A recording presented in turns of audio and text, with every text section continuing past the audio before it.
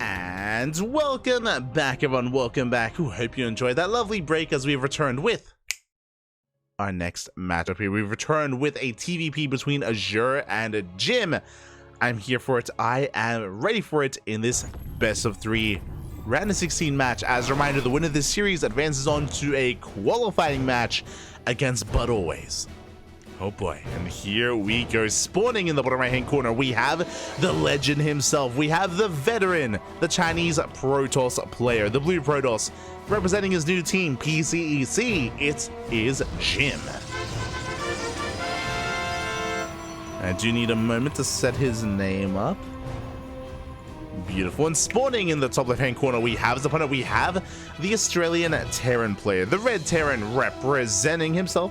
Currently teamless, but has returned here after a bit of a hiatus from competitive play. I'm excited to see what he has to offer. It is Azure. Here we go. Again, I'm a big fan of both these players, and as a fan, I feel like I can say that both Jim and Azure, they are past their prime. If you are newer viewers and newer fans of StarCraft, then I wouldn't blame you if you were unfamiliar with some of these players. Jim, for example, back in the day, he was straight up one of the best players outside of Korea. He was one of the foreign hopes out there, you know, back in Heart of the Swarm, back in the era of Snoot, back in the era of Pro League as well. I remember Jim even competed a little bit in Pro League. He competed in GSL. Jim, you know, was one of the best back in the day, but hard to think about it. That was 10 years ago. That was it's crazy.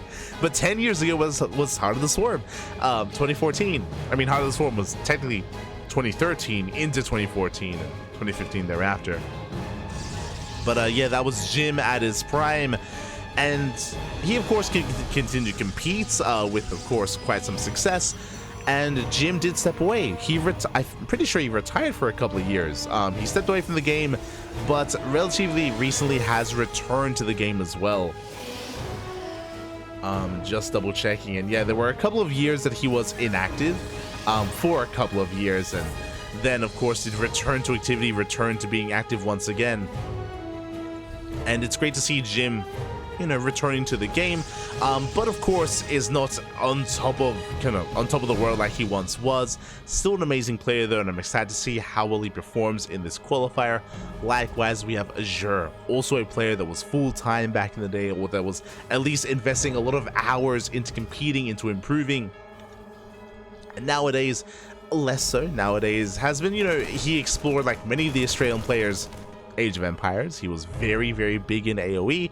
Likewise, you know, has been trying out some of the other RTSs, I'm sure, like Zero Space, like Stormgate. But great to see that he's still competing in StarCraft whenever he can. So how do they compare to each other? As we do have the initial Zealot and Depth getting across the map, we will be able to shut this down, but not before killing a couple of Marines. Not a bad trade, but that was 1 Zealot and 1 Adept for 2 Marines and 1 SCV. Honestly, Jim was hoping for more. Jim, he was hoping for a little bit more damage. Does throw away quite a lot there. And Azure is settling into his 1-1-1. Now, what's important about Azure's playstyle is that he's very diverse. Back in the day, we would always kind of praise Azure as a bit of a jack of all trades. Just a very diverse player with a wealth of builds up his sleeve. In a best of series, he will always whip out just a different kind of build, different kind of playstyle. Would come out with a lot of success. And just be very unpredictable in general. Azure is going to be opening up with a bit of an old school mine drop. Okay. Just Marine with a spotter. Hellion to scout into Widow Mines. Behind this, it was a Stargate opener going Oracle first. There is a Widow Mine in position. Oracle does threaten to dive. Gets a revelation off on the medevac. You can see here, there is a Widow Mine hidden in the main base. Likewise, a Widow Mine hidden here at the natural. Revelation did spot it. The Oracle has to be careful. Behind this, we're getting into Phoenix production. Behind this, of course, getting into Robo. So it looks like Phoenix Colossus initially here for Jim is getting into Phoenix Colossus.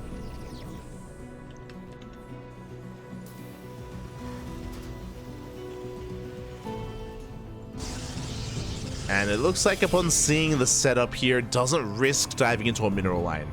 which I want to give the edge to Azure. When you invest into an Oracle like this, you're looking for damage, you're hoping for some SCV kills, and well, now we're going to be stuck at home. Meanwhile, really safe play out of Jim. So this playstyle here from Jim, this build is very safe, it's very mid-game oriented, and it allows you to get a third base. Third is on the way, but we delay the third. Third base was delayed in favor of Immortal production, in favor of the Bay. So we start off the Bay, we start up Immortals to be safe. So Jim, he's, again, not being as efficient as he could be, not being as greedy as he could be by just building up back at home instead. Just making sure he's securely getting into Colossus production and even some safety Immortals. So just really safe play here out of Jim. Meanwhile, Azure back at home, third CC is already done, soon to be landed. Azure likewise working towards the mid game. Scans the main base, sees the Bay, he's fully aware that it is Phoenix Colossus.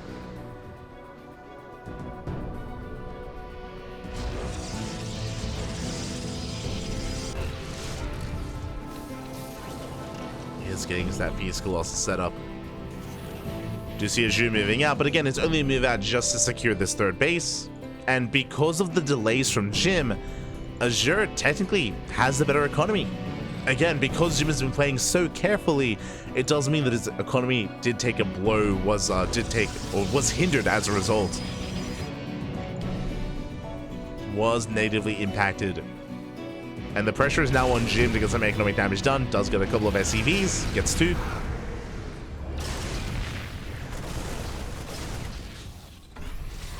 Three SCVs go down. Not bad. Doesn't lose any of his Phoenixes. So nice trades here out of Jim. Likewise, Azure settling up on his 3 bases. Settling in. Getting into the rest of his Raxes. Behind this, yo, the random Viking drop. Let's go. The random Viking harass, getting 4 probes, not bad, getting a 5th probe as well. Can we get a 6th? He wants it. He does get a 6th probe. Can he get a 7th probe? He barely will as well. Oh my god. 7 probe kills, bearing in mind that it was Jim that was trying to catch up. And it's Jim who is falling a little bit further behind. Azure, though, it looks like his SCV production was disrupted. Despite not losing too many SCVs, has fallen slightly behind here in the worker production. Jim, yeah, just chronoing his probes out as best he can. Up to 60 workers.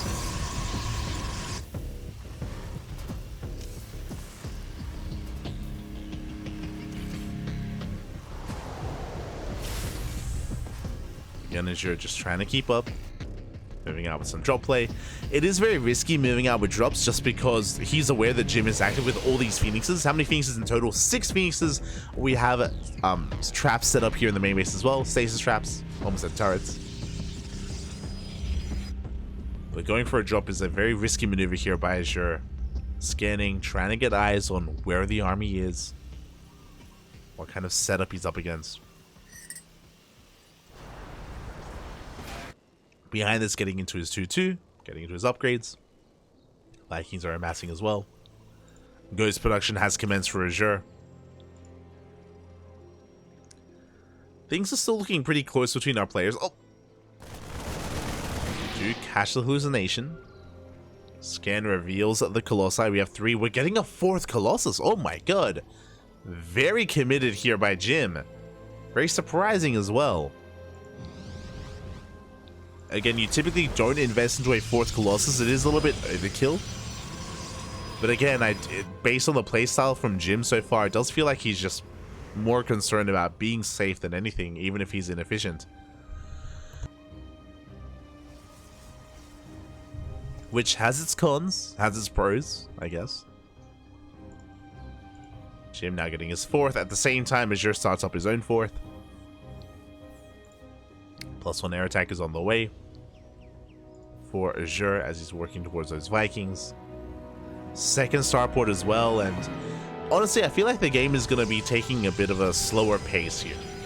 Azure is working on a 4th, so is his opponent.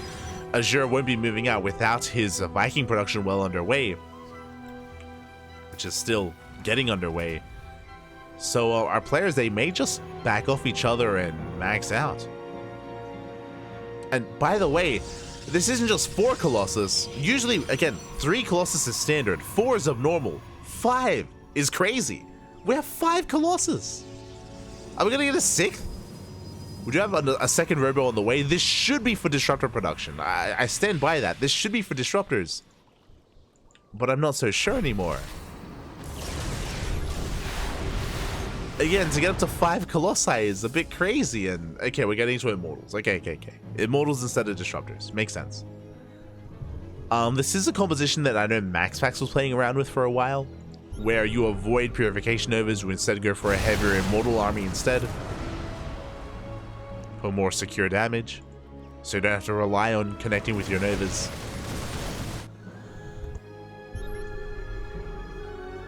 It does make sense, but your army has a little bit less firepower in general. As Disruptors just add so much more complexity to your army.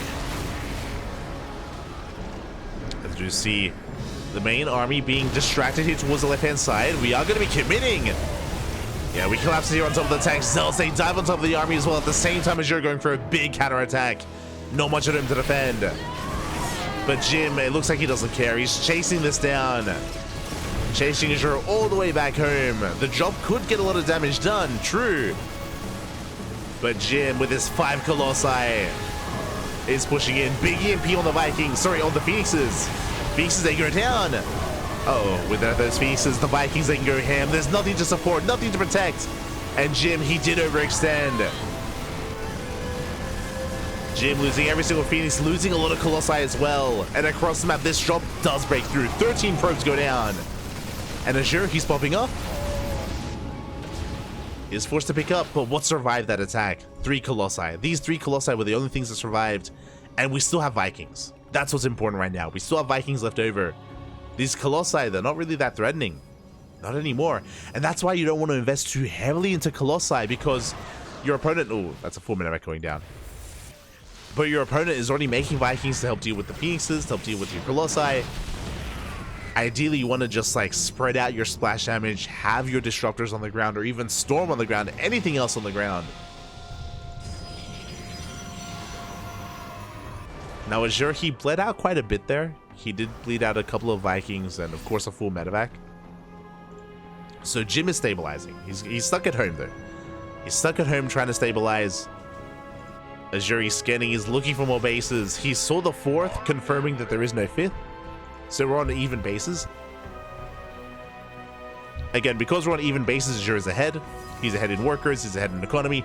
The longer this goes on, the better it is for Azure. The pressure is on Jim, and we're pushing. Again, Jim trying to push out before Azure can remax. Good concave here with the Vikings. Decent EMP onto those Stalkers. Another EMP does connect as well. The concave is too good. Some Vikings are fighting, though. Looks like we don't need them. We don't even need them here. Another EMP connects. And Azure, he shuts this down. Again, just some really patient, solid play here out of Azure, building up towards the mid-game. And we spoke about it, how Jim, it felt like he was playing too safe. He's playing too safely. Delayed his 3rd, delayed his 4th, made too many Colossi as well. And Jimmy's getting punished.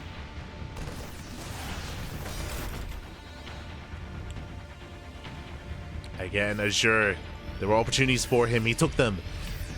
And now he's miles ahead. He's on 4 bases. Now he's getting a 5th base as well. Doesn't even need it, by the way. But may as well take it. He's scanning. Yep, Azure, he's just confirming. Hold up. Are you really not on 5 bases? Again, this is something that typically is not seen, where the Terran is ahead in bases compared to the Protoss. And Jim, now how do we bounce back here? Looking at what we have. Again, we don't have any Storms available. There's no Sky Toss. We're still stuck on Colossus production. Outside of a run by, right? There's just very little in favor of Jim. If he's able to catch Azure, right? If Azure moves out, and as he moves out, we have a Zealot run by moving in, forcing Azure to turn around. I mean, that could give Jim some time to recover. If he could maybe catch the army unawares. But Azure, he has reached that 200 supply. he scans and he doesn't see much here. Looks like Azure is a little bit paranoid of a counterattack, but honestly, I don't think Azure realizes how far ahead he is. He's like, this army doesn't look too big. It has to be somewhere else, right? I mean, no, it's just a small army. I mean, that's just the game state right now. Azure rotates around. Again, he's still scanning, looking for a fifth, second guessing himself. Again, we can see here that Azure, he's been maxed for quite some time. He is being a little bit too tentative. Like, we gotta go. Jimmy's remaxing. He's catching up. Here we go, Azure rotating back around. Consolidating his forces. Dead does snipe that Prism. Big EMP on the Archons. Liberation zones have arrived. And the kiting is going to be good enough here from Azure. He's chasing this down, and he should be able to punish and collapse on every single Colossus. Yeah, only one Colossus left, and we have plenty of Vikings left over. We do have the overcharge. Will allow Jim to hold on to this position. But you can see Jim plummet in supply down to 97. And Azure, he has no economy. He has no economy to sustain himself. He can remax. Jim cannot. Jim just now getting his fifth. But it's too little too late.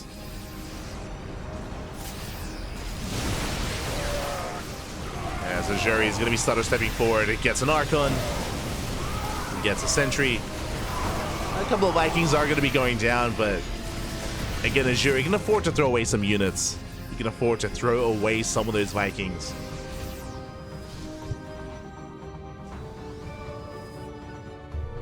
More reinforcements on the way. Remember, Jim, he just spent his overcharge. It's on cooldown. It's not available. Not for quite some time. I'm going to say that. It's just about to come off cooldown. He's going to have another. Once again. Do another solid EMP. Yeah, there's that second overcharge. It's barely keeping this army alive, but again, Azure, he comes in with more liberation zones, with more freedom. GG gets called, and Azure takes game number 1. GG. Bappy. Krug, he puts a point on the board, and honestly, I'm a little bit surprised here, like, coming into this. As I should. Just refresh.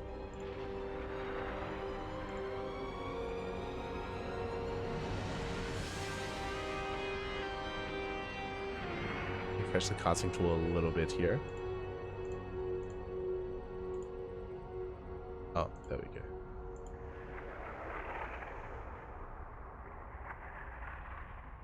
Damn, beautiful, beautiful. Oh.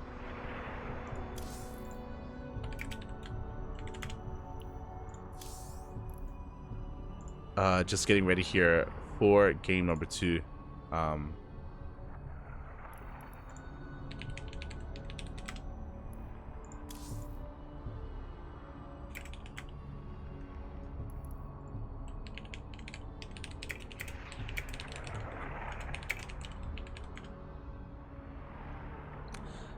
Just double checking here what the map is before I do make it, because I was told game 2 was going to be on Golden Aura.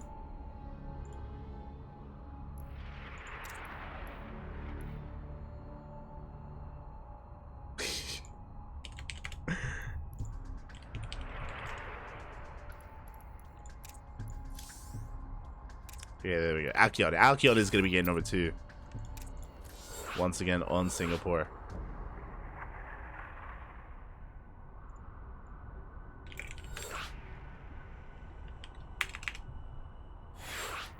And our players are just getting set up. Beautiful.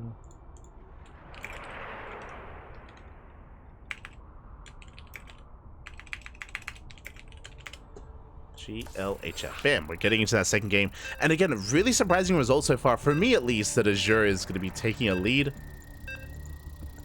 Again, just because we have seen a little bit more activity out of Jim in recent times.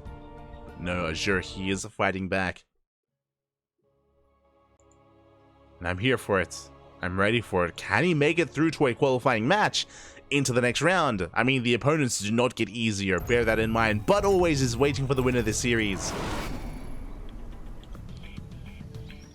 And will we get an ace match, or will it all end here and now? As spawning in the bottom left-hand corner of Alkione, we have our Chinese Protoss player, the legend himself, representing Team PCEC. It is Jim. And spawning in the top right-hand corner, we have his opponent. We have the Australian Terran player, the Red Terran, representing himself, currently teamless, but leading the series 1-0. It is Azure. Going for a proxy. Let's go. Okay, it is going to be a proxy here. A proxy setup here from Azure, going for the racks. I believe this is only going to be a singular racks, and this SCV should be poised to head towards the natural to throw down a bunker behind or in the mineral line to delay any kind of economy to disrupt the mining here of Jim. I believe that should be the goal of Azure. Behind this, getting into his double gas follow-up. And we'll see how Azure, or what Azure is able to accomplish with this proxy. I imagine not going to be the most committed. I imagine behind this we're going to be transitioning, but we'll see. We shall see. Likewise, Jim. Going to be going for his gate into Cybercore, into his Nexus. There go, Reapers on the way. SV holding back for now. As the Nexus gets thrown down, the SV can come in, and we could try to slip past that probe. The probe will scout, though, will confirm.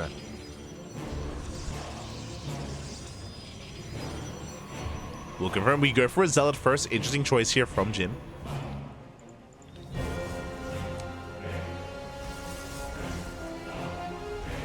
There's that bunker that we spoke about. As the SCV does double back in, we have the bunker in the mineral line, and the goal here is to disrupt mining. Thankfully, there is a Zealot, though. Very safe play out of Jim. One probe goes down. We get one worker in the main. Oh, we almost get a second. Looks like we will get a second probe. Can we get a third? At the same time, SCV goes down. The bunker is cancelled, and the Reaper gets shut down as well. Ooh, a bit of miscontrol there out of Azure. Again, he was a little bit distracted from what was going on. Bunker gets cancelled, Reaper goes down, 2 probes did fall, but we're floating back home, and now suddenly Jim has map control. So good defense here out of Jim. Deals with the aggression. And again, a lot of this is because Jim did go for a safety Zealot. Not seen too often, but the safety Zealot did just allow him to shut down that bunker so quickly. And now we're going for a big counterattack. Azure back at home. Going for a factory into Starport. This is a one base all in. Okay, Azure. Because he mined through those minerals, he does land here on the right-hand side. He can continue Rax productions here to reinforce. And it's going to be a one base all in. Yep, 2 more Raxes on the way. And what's important here is that Jim doesn't know. He doesn't see what's going on. He does see the Starport, though. That is going to be enough of a tell. There should be a command center, and there isn't. SCVs are falling, forcing them off the mineral line to repair. Oh, another SCV goes down. Tank does arrive. The tank will hold. The tank should hold. Oh, as that wall is getting very low. Can we repair? Can we keep it up? Oh, it looks like we can. The Reaper does survive. Tank is going to be repaired. But again, Jim, he saw what's going on. Yep, there we go. Back at home, we have 2 more gates on the way. Phoenix production has begun. Phoenixes aren't going to help too much, though. As the drop is on the way. Marines are amassing. Oh, this is a risky move here out of Azure. Medevac doesn't get intercepted. Phoenixes, they're busy across the map. Boys are being pulled, by the way. And now he knows. Now Jim knows for certain it's an all-in. We catch a Stalker. Where's the shield battery? No, he was expanding. Oh my god, Jim setting up for an expansion. No shield battery, no overcharge. Boys are being pulled. They have to be. And Jim, can we hold on? We can. With 3 Phoenixes. We can shut this down. GG gets called. The tank falls. We clean this up. We don't even need the shield battery. And we're going to the ace match. GG.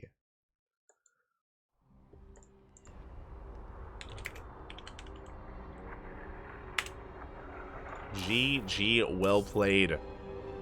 Whew. Jim, he survives the all-in.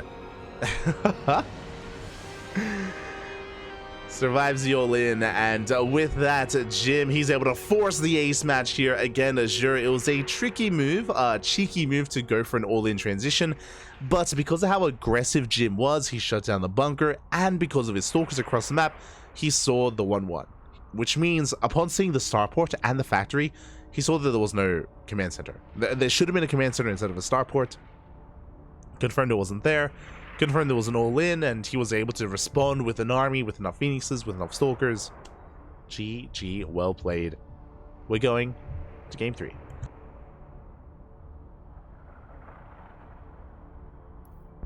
We're going to game number 3.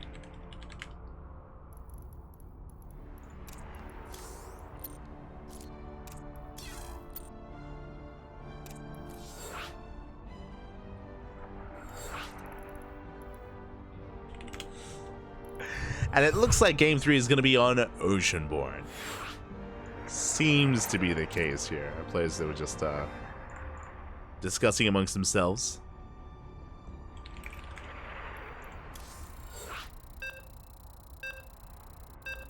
They were just discussing amongst themselves what exactly would be coming up next. And yep, Oceanborn is going to be game number 3.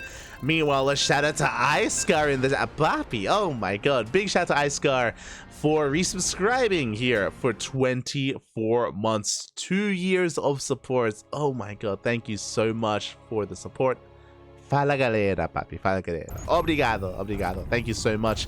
Do appreciate it as we're settling into the ace match to determine who makes it into a qualifying match, who will advance on. As spawning in the top left-hand corner of Oceanborn, we have our Chinese Protoss player. The Chinese Protoss player representing Team PCEC. It is Jim.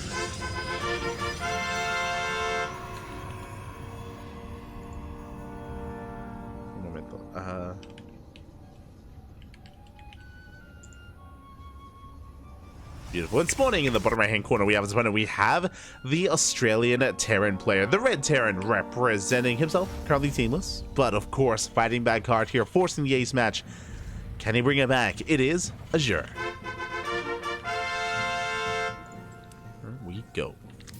As I just need a moment here to set things up, to set up our player name. Bam.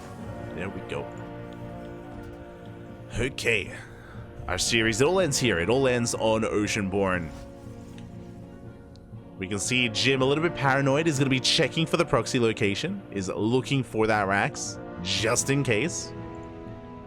So, once again, very safe play out of Jim. And this has been a trend that we've seen the entire series. We spoke about it, how the safe play of Jim was a part of his downfall in game number 1.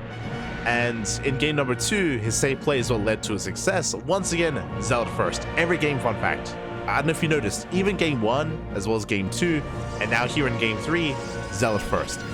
It is inefficient. It is inefficient. It's typically considered to be a waste of resources, but every game we've gone for a Zealot first here, and last game it paid off, so we're doing it again. Again, this Zealot first does deny and shut down, you know, eBay blocks or proxy bunkers here in the mineral line. Bunker harass, any kind of proxy play. So again, just really safe play here from Jim. Behind this, Azure going for a Rax expand into a second gas geyser into a delayed factory. So a very economic opener out of our Terran player. Very economic.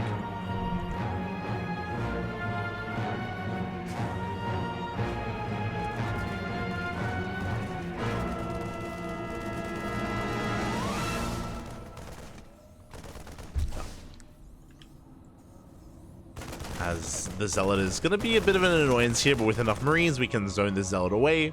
The CC is going to be left untouched. Is going to be able to finish up. And behind this, ooh, for the first time tonight, Jim is not going for a Stargate. He's going for a Twilight Council. Okay, interesting choice here from our Chinese Protoss player. With this Twilight Council opener, we gain access to Blink Stalkers. It's something that we haven't seen Jim play with yet, but, I mean, now he can flex his Blink Stalker control I'm assuming it's going to be Blink. This technically could lead into a Dark Shrine opener. And oh my, he's actually doing it. Oh my god. I was just joking, by the way. I was not like, I was just bringing up the DTs because technically we could go into it, but true, we are going for the Dark Templar. The Invisible Man is on the way. Now, this is very hit and miss here in TvP. If this gets scouted, we have scans, right? As a Terran player, you have scans available, you can shut this down.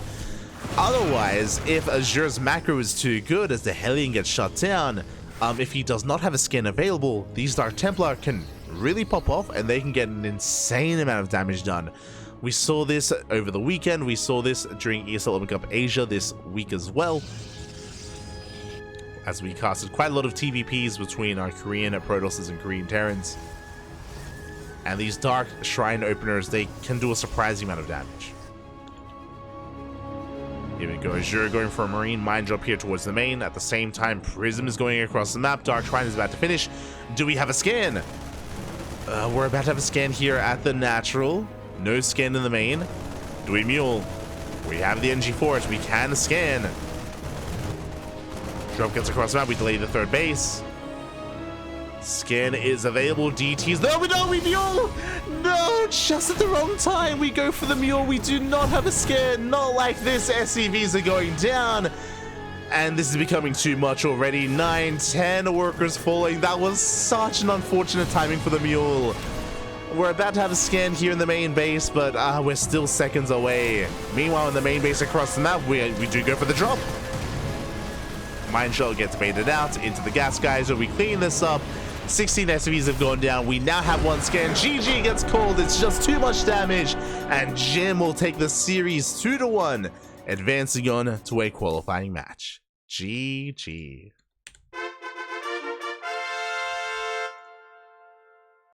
My heart. My heart sank. That was such an unfortunate mule. To be fair, even if we didn't mule, it would have only been one scan, and we had 3 Dark Templar, so even then, damage would have still been done anyway, and with that, GG, well played.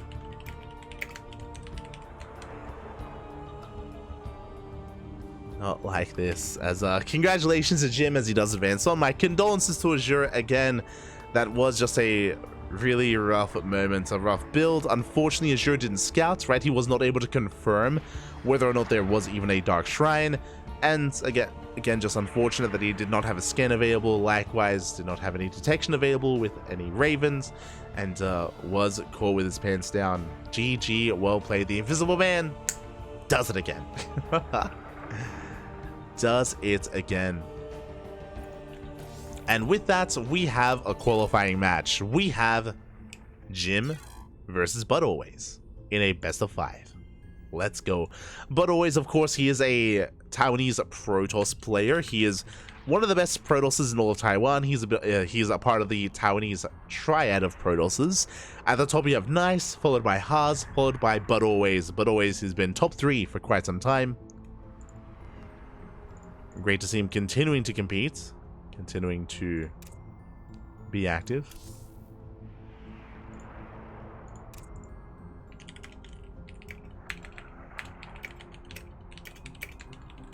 And vetoes are underway. Vetoes are underway. Once they wrap up, we will be diving right into that PvP. And I'm just going to be confirming here, and yes, I believe this should be a best of 5.